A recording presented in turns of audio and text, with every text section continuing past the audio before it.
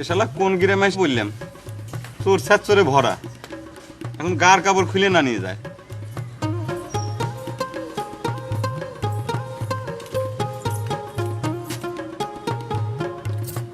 এখন আর মাথায় দিয়ে চিন্তা করে কি হবে? হাত মুখ দিয়ে খাওয়া দাওয়া করি নেন। চিন্তা ভাবনা না করে কি করবো আপা থুকুস চাচি, কাল যে কলেজে যাব তার কোনো ব্যবস্থা পর্যন্ত নাই। এইসব কাপড় চোপড় পরে কলেজে যাওয়া যায়? আমার সমস্ত মডার্ন কাপড় চোপড় রয়েছে ওই ট্রাঙ্কের ভিতর।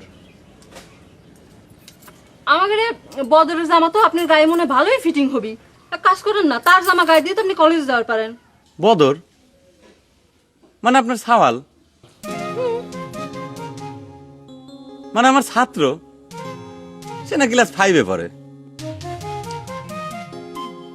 ক্লাস 5-এ পড়া সাওয়ালের কাপড় চোপড় আমার গায়ে লাগবে? কি করছেন?